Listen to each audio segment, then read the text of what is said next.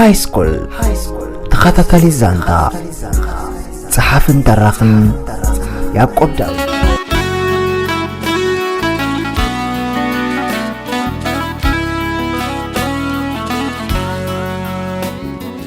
سلام كما كنكم زغبركم سمعتي ازي جايت روز انترتينمنت ايو ابز حلفه ربو مبل شاوي كفال اب حمشه معرف زانتا هاي سكول تخطتيلنا مبارنا ذكر كوينو نلوم دما مبل شامنا كفال ازلكم متلخو كبرات سمعتي كابز حلفه كفال وحد كزغخركم دكتور شام لانغا قونه نسارا كابز لاتو صقم كوصا مسكو خوب كن كود او وسانه كبصح قرب تريف ونيرو مسحلو نو كن كالباس تفطره كابسالون تسيو ناب فينسترا تملسه سارا سخون عمت اقاطي مكنيرجي وتعمت عندي تاني سمالتي ويتعدلاي انت املاق ايماني تاني سري ادحانهم زينا مصحف كازلو قالات بالاغنا يتردانن ابستدرس دراما يتواسو ويل كاصحف كالخا انت مالت كايد الدراما خنتايو برافو بالحقاد نيقيو حنسب نسمع معسكه كلنا حدا قداي مصيلمو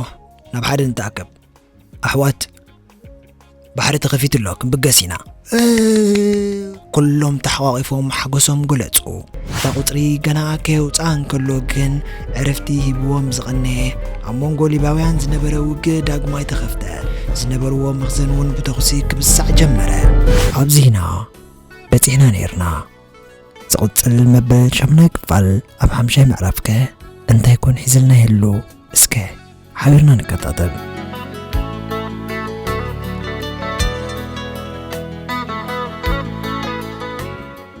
كلتا معلتن كلتا ليتن بزي مقرات برتع وق ابتز نبرو بوتا تخيده ما يبلومن مقبي يبلومن مدما تتنحو نتغزا بسيعو زعتوز نبره عرر نايدوشكا سبات سلزهر ملوم بس عوياتهم كلتا معلت تحلفو وليد مس حقزتو تقسي مستجمره معصو عصيوم نابي كم زغده نساتهم سفلطو ينبرمن اتعبي مخزن بعبي مفتح سلست عصوه بإيمان كن بحطين ولا انتهرمو كفتلهم غناي كالن عطا مخزن زنبرو اقباز كلهم زكالهم يغبر نيرو اوالد كن اوي تريح عقمن زردأنن سمعنن زيبلن بجاكم ردونا يبلا وحداتهم قربنا يحكمنا فلطو زنبروم سلازنبرو نتوم تيت حليفو زهرمهم سبات قدامي ريديتي يغبرو لهم زخونه مسارحي سلازينبروم كن كاب كانزا ايغالغلومن ببحده بغروب انداخونو عبتن حابيهم زقمطون زتقملون زنبرو موبايل انداملو بجاكم ردنا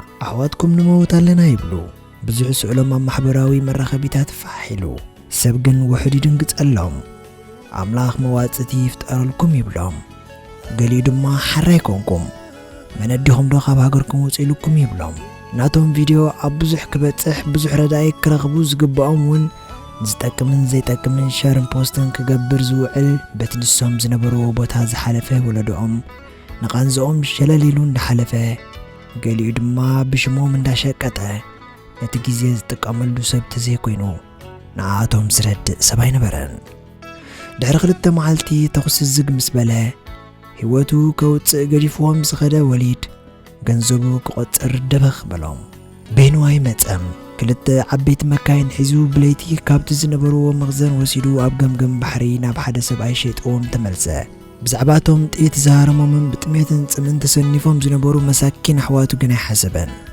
ንሱ ከመይ ገይሩ ሸይጡ ገንዘቡ ይእክብ ነብሱ ድማ ይውፅእ ዝሓስብ ዝነበረ ኣብ ገምገም ባሕሪ ናብ ሓደ ሊባዊ ሸይጥዎም ተሰወረ መሳኪን ቡድላት بطمي كبدوم دغنا كم بحدش مسحده زيفلطو على تفاططو نايت سباي قنقاون كم تزحلفه ገንዘብ ينيرو الوليد بخبر يتقبليو كاباكم دما ገንዘብ يزدلي اذا بحر تريوا لكم كابزيان طلان كتاتو نا 4 ساعات منجد يازلاتكم جالباناون ازين صفاتين ስለዚህ ነዚ ባህሪ ክሰግር ዝደሊ ሰብ ዝተባሃለ ገንዘብ ክኸፍል ይዘለዎ ኖ على سايكفلني يبلين زبلد ما ابزات رواز لهم برخا بين يغحف خلاص زربو وده زازو ገንዘብ كابتن وليد اصفي نيرو وليد نحدث $6,000 يشيطلي ስለዚህ انا دما ناي مغبوخم ناي مغعزيخم $8,000 كخفلكم ዋጎም ካብ መዓልቲ ናብ መዓልቲ እንዳወሰኸ ይስኸይድ ነይሩ። ንበዓል ማዕርግ መጀመርታ ግዜ ዝሓዝዎም ናይ ጫት ወታደራት ውዕድ ገንዘብ መሓቲቶሞም ዝነበሩ። እዚ ሊብያዊ ዝሓቶም ዝነበረ ገንዘብ ተስፋ ቆሪፅዎም እዩ። ዋላ እውን እቶም ተባዓት ዝበሃሉ ኣብታ ግዜ ተስፋ ቆሪፆም ምስቲ ዝነበሮም ጥሜት ሓይሊ ስኢኖም ስቕ በሉ። ቢቢ ተስዩ ብዓረብ ገይሩ ክዛረብ ጀመረ። ጽቡቕ ኣለኻ ኣመይ፣ ንስኻ ክንድዚ ትብሎ ዘለኻ ገንዘብ ክትሓተና መሰልካ እዩ። ምክንያቱ ሓውናይ ናባኻ ሸጥና ኸይዱ ከምዚ ዝበልካዮ ድማ ብዙሕ ወፃኢታት የለወካ ይኸውን። ግን ንሕና ድማ ወሊድ 5 ግዜ ሸይጡ ገንዘብና ነጊፍና እዩ። ክሳብ $30,000 ኢና በፂሕና ዘለና። ሕጂ ግን ዝኾነ ገንዘብ ክረክብ ክንጽገም ኢና። ኩሎም ኣሕዋትና ተለቂሖም ተመርቂሖም እዮም ከፊሎምልና። ሕጂ ዝኾነ ገንዘብ ክረኽቡልና ይክእሉን እዮም። ብቻኻ ገለ ግበረና። ኣነ ፀገም ኣይነበረንን፣ ግን ከምዛ ዝብለካ ዘለኹ እያ ተዋፃኒ። ድሓርካ ክትዛረብ ኢልካ እምበር ኤርትራውያን እኮ ዘይውዳእ ገንዘብ ከም ዘለኩም ንፈልጥ ኢና። ክትከፍሉ ኢኹም ሕጂ ንዓይ ኣይተጨንቑኒ። ብገንዘበይ ገዚአ ኣምፅአ ናይ ምንታይ ብነፃ ክሰደኩም? ቢቢ ካብታ ዘረባ ዋላ ሓንቲ ኣይቀፀለን። ሾልቂ ተሲኡ ግን ንቢቢ ሓገዞ። ጽቡቕ ኣለኻ እስትብሎ ዘለኻ እኮ እቶም ኣሕዋትና ከማኻ ደለልቲ እዮም ነጊሮምኻ። ግን ዘይውዳእ ሰልዲ ሃሊና ዘይኮንና ዝበልኩምና ንኸፍል። ስድራና ተለቂሖም ተመርቂሖም ካብ ባንክታት ዘይውፃእ ዕዳ ኣትዮም እዮም ዝሰዱልና። እቲ ምንታይሲ ህይወት ኣብ ሃገርና ክቡር ስለ ዝኾነ። ግን ንስኻ ኣስላማይ ኢኻ እሞ ኣስላማይ ድማ ገንዘብ ሓራም ኣይበልዕን እዩ። ስለዚ በጃኻ እርዳእና። ሾልቂ ምናልባት እንተገደፎም እንተደንገጸሎምን ኢሉ እዩ በቲ ኣብ ሃይማኖቱ ጌጋ ዝኾነ ዘረባ መጺዎ። እቲ ሰብኣይ ግን ብሓንሳብ ገጹ ተቐይሩ።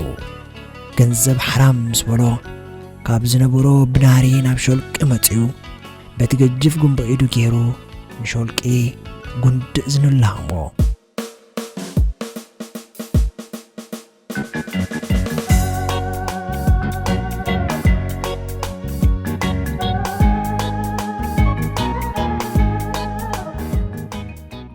ኮኸብን ዶክተር ሻምን ክልቲኦም ኣብ ሓደ ካፌ ኮፍ ኢሎም ደጋጊሞም ናብታ ናይ ወሊድ ሞባይሎም ዝፍትኑ ነይሮም።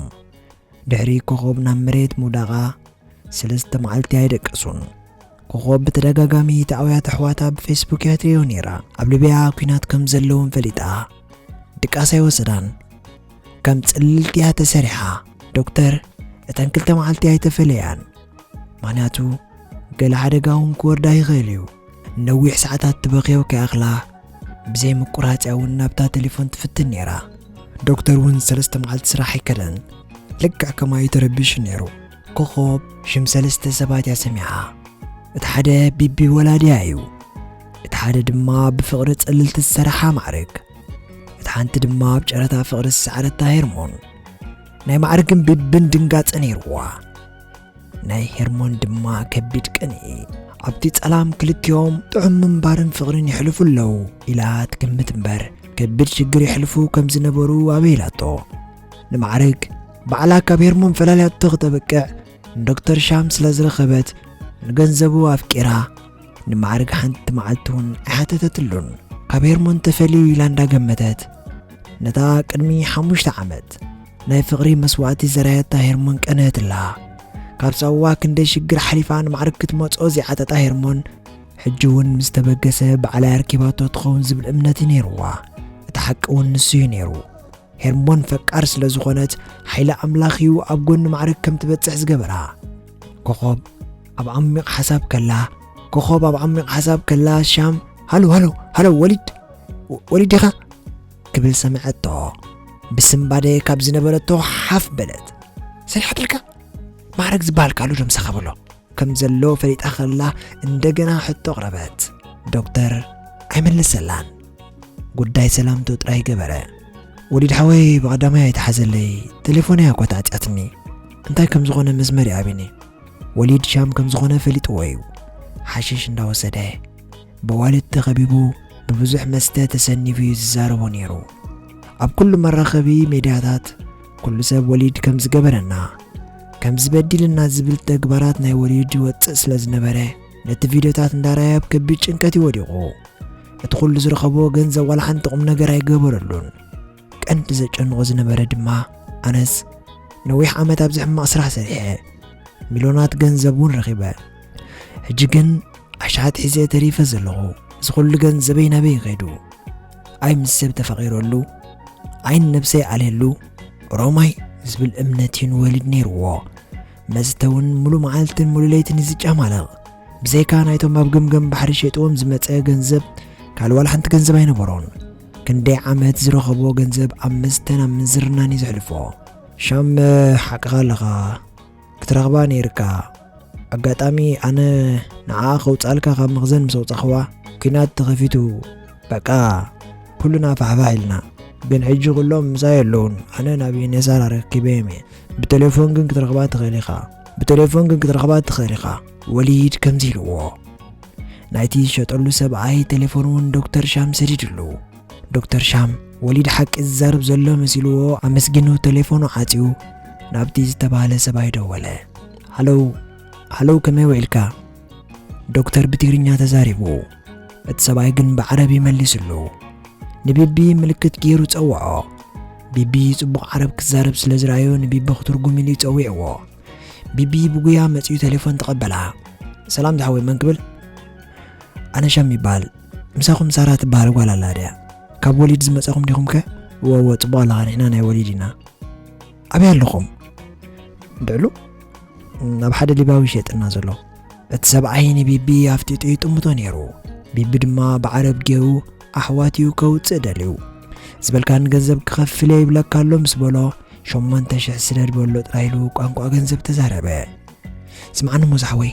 ናይኮ ኣብ እንዳ ዩኔሳር ኣብፅሕዮም ኣለኹ ኢልኒ ደፍግ ደፋ ሓሲካ እዩ ሸይጥና እዩ $8,000 ክፈል ይብለካ ኣሎ ሰብኣይ ሳራ ኣላ ድያሞ ፕሊስ ኣረኽበን ምሳ ቢቢ ነቲ ሰብኣይ ነገሮ ሓፍተይ ክረኽባ ደልየ እቲ ገንዘብ ግን ፀገም የለን ክኸፍሎ ይብለካ ኣሎ በሎ እቲ ሰብኣይ ምስ ሓፍቱ ከራኽቦ ፍቀደሉ ስምዓኒ ሓወይ ንስኻ መን ሽምካ ኣነ ሻሜ ዝበሃል ነዚ ኩሉ ዝርርባ ስምዓኒ እንዳበለት ትኽኽ ስለ ዘበለቶ ምስ ኮኸብ ኮይኖም ብሓንሳብዮም ነቲ ድምፂ ዝሰምዕዎ ነይሮም ኣነ ቢቢ ዝበሃል ድሓን ኣጆኻ እዛ ቆልዓ ምሳይ ስለ ዘላ ብዙሕ ኣይትሸገር ባባይ ኣነ ኮኸብ ኣጆኻ ባዕለይ ከፍ ኢለ ከውፀከ ቅሰን ማዕረከ ምሳኻ ኣሎ ዶ ድቦላ ኣተወት ዶክተር ሻም ሰንቢዱ ጠምጣ ኣይነገረቶን ቀንያ ባባይ ምስ በለት ግን ንድሕሪት ተመልሰ ኣባ ኣውላዲ ኣብ ምዃኑ ክርዳእ ኣይተፀገመን ቢቢ ናብ ሳራ ስለ ዝበፅሐት